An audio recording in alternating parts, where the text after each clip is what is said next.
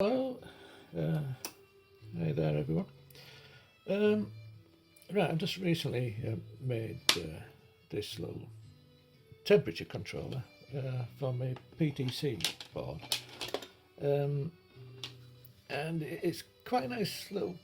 Well, it turned out really nice, I thought. So I thought, well, there must be some other uses for it as well.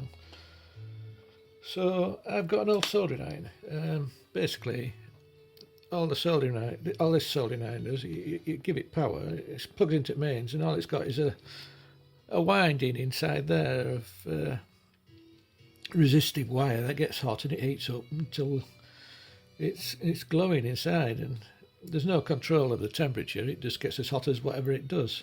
So I thought I'd try and make it into an adjustable temperature controlled soldering iron. So what I've done is I've got a bit of the K-type thermocouple wire. This wire only needs to be long enough to reach over this hot area. I mean, after this, it's just normal copper wire. In fact, what I've used here, I don't know if you can tell there, look, that join. This used to be an old earbud cable for some earphones. They don't work anymore, but the cable's nice and flexible and small, so I thought I'd use that. And all it does is extend the cable down to the actual box, and it goes in here, sort of thing, connects. So this is just normal copper wire, and then it just turns to the K-type thermocouple wire at this point. So all I've done is just twisted the ends together, and then held it on with the screw that holds the heating element in place, and that's it. I've taken the plug off the end. This is it used to be just plugged into the mains with a plug, but now that just plugs where the hot plate would normally plug. So the power for the soldering iron comes from this box now. So this is the mains in, and then the mains out, and the temperature control. So I just thought I'd just do another video just to show you what can be done. I'll just plug it in. Oh, and just before I forget, hang on, where's my bit of wood?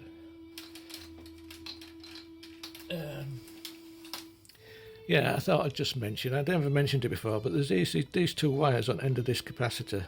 When you if you've got the box open and you plug it in, there's about 370 volts on them two wires. That's if it's 240 mains. I would think if it's 110 volt in, then it'd be maybe half of that. You know, half of what, 370. So, well, anyway, there's a lot of voltage there. So don't touch that. Anyway, so I'll plug it. I'll put the top on.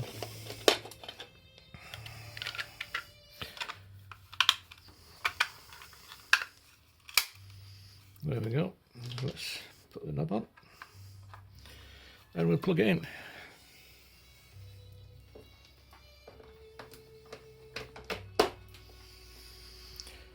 I mean, there's no way I could show you temperature. I don't have a thing for testing temperature, but basically it's the same as before. All you have to do now is you can just set it to a target temperature. Let's wind it up,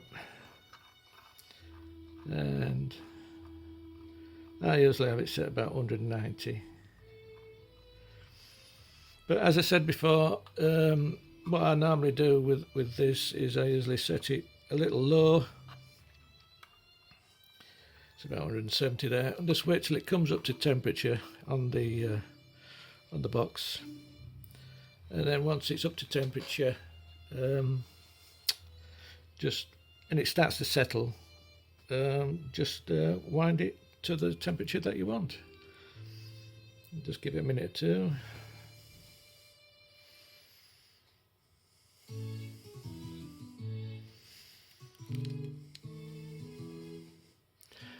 You can see that on screen here.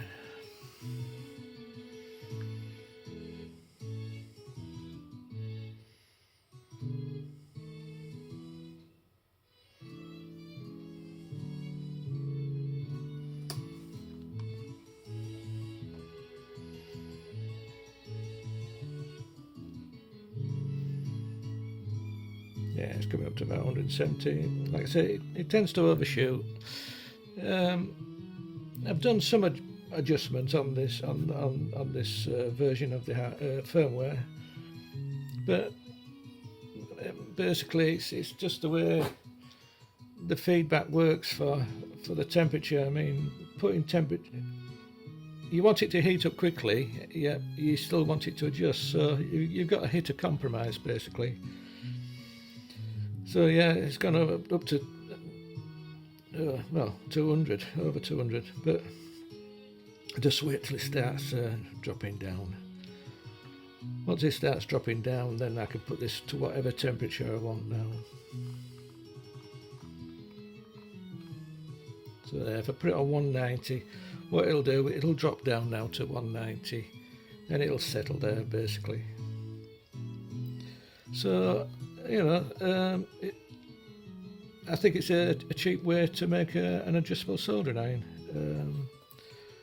This doesn't cost as much as the soldering iron stations you have, and if you've got a soldering iron, you know, you can make your own, make it adjustable. So I hope you like that. Thank you very much for watching.